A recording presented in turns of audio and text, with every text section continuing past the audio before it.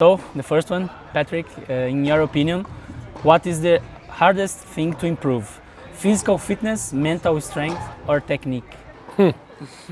I think fitness is not complicated, it's just work. Of course, people who are used from a young age to deal with balls, whether it's football, basketball, tennis, of course, it's easier because they have the coordination with the ball. When you haven't done that young, it's more difficult. But the physical in terms of movement, just work. The technique is not that easy. It's not that easy, especially again if you didn't learn young. It takes a lot of time. Of course, it's work, but it's I would say more difficult.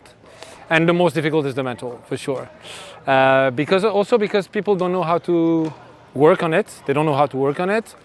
Mental doesn't mean, it means so many things at the same time. It can be the mindset, so to be ambitious.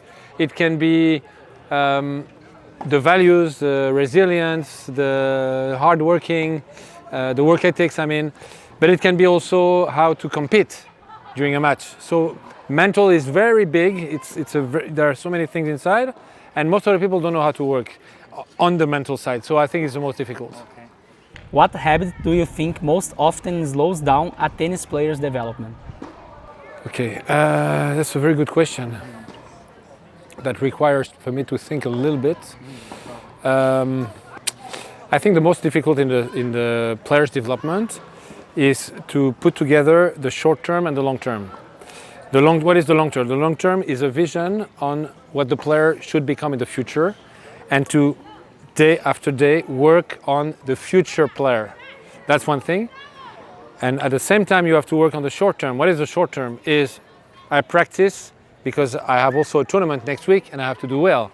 So to conciliate the long-term vision and the short-term vision, that is important too, because you have to keep competing and to keep winning. If you stop winning, it really slows you down in your development.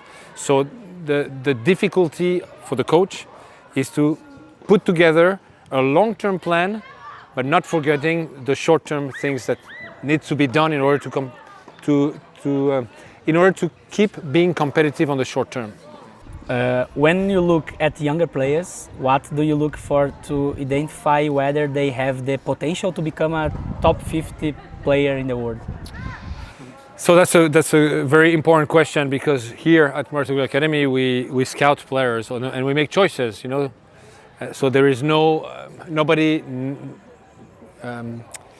How do you say this in English? Okay, nobody has magic eyes, but there are things that I personally look at, and all the players that I chose to work with when they were young, Coco Gauff, Holger Rune, Stefanos Tsitsipas, I saw those three things. So I'm going to tell you now the three things. Okay. First, I look at the athleticism, natural. Why? Well, because we're into sports, because the amount of work that they will have to put on is huge. And some people are natural athletes, and those guys will be, first of all, less injured because their body suits high level. And second, they will have the perfect body for tennis.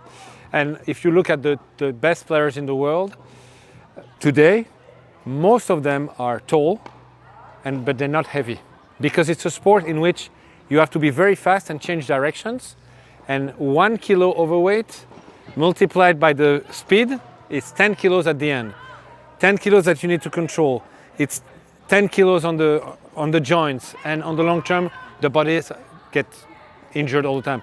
And you see some players that don't have the perfect body for tennis, they get injury after injury after injury. And if you look perfect bodies for tennis, like Novak, look at the age of the guy, look at how many times he got injured in his career. He had the perfect body. He took great care of his body, but that's why he's where he is. So first, athleticism, natural athleticism and body adapted to our sport. Some bodies are better for rugby, yes. Some bodies are better for tennis. That's how it is. Second, I look at the competitiveness, because this job, professional tennis player, is about competing and being good in competition. There are players that hit the ball unbelievable, but when it's time for competition, they're not performing. Does it mean that they will never? No, because this is mental and you can work on it, you can improve it. But with the same amount of work, the one that has the natural competing mentality will always be better. So competitiveness is the second thing I look at. And the third one is 100% mental. It's how much they believe in themselves. When I spoke to Coco Gauff when she was 10, she was sure 1,000,000% she will win Grand Slams. There was no doubt in her mind. And that's very important. And I would say, so confidence in their ability to make their dream and drive, how much driven they are. There are some guys, their only focus is tennis and be the best players they can be in the world. That's the only thing they think of. They think about it in the morning, in the afternoon, at night, on the weekends, when they eat, when they're with friends. They're obsessed with tennis. This is very important. I give you an example. Serena, when I was working with her, I can tell you every single night, after the whole day, everything was about tennis. She was lying on her bed, watching YouTube videos of tennis all day, all night, every night.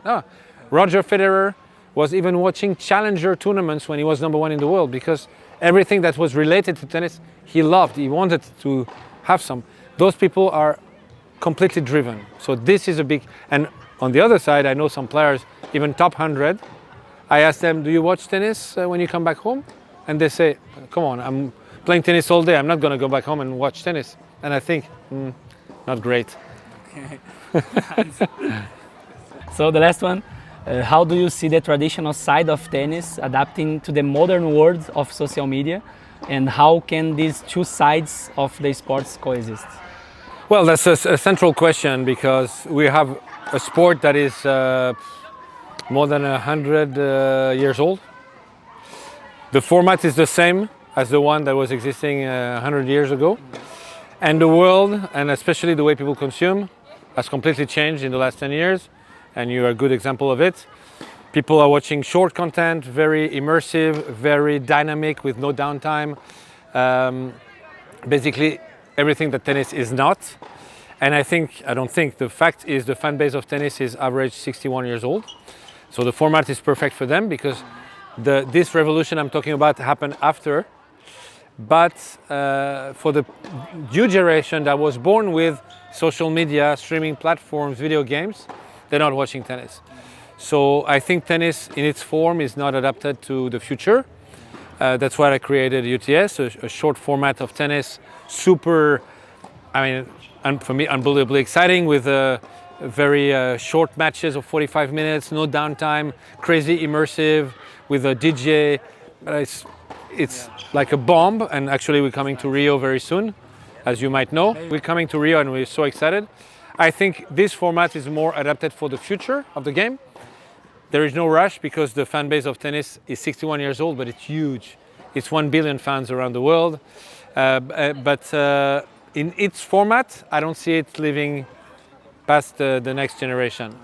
And it's not me saying it, it's all the figures show that, and it makes a lot of sense. And even the pros, I ask the top 20 players, are you watching are you watching matches? They tell me never. I say, why? Because it's too long. We watch highlights. Yeah, we love to watch highlights, but not matches. Imagine the pros, they don't. So imagine other people. No. They would watch a Grand Slam final, an exceptional match. Yes, this they can do, but it's once in a while. They don't do it on a regular basis. Okay, I think it's all. Gabriel? You like to send a message to Brazil to finish? Yes, of course. What I want to say to Brazil is that, first of all, we have a young Brazilian that is very promising, Victoria Barros, that I met her in Rio, I think. Was it Rio? It was in Brazil. Okay. So I met her in Brazil when she was 12. I thought, wow, she has such a good potential, and I proposed her to come to my academy. She's here since she's 12, and I think she's progressing really well. She's 16 now. She just played the semifinal of Roland Garros in juniors, and I think she's going to be very exciting, because not only she's a great player, but I think she's so exciting to watch. Her game is unbelievable, her personality. So we're going to have a lot of fun in Brazil in the future, and we're coming for UTS in Rio, my tennis format in July, and I'm excited to meet all the Brazilian fans, and because I know they're going to put the fire on the court. Okay. Thank you for your time. That was a pleasure. Thank you, Gabriel. Thank you. Nice to meet you. Nice to meet you.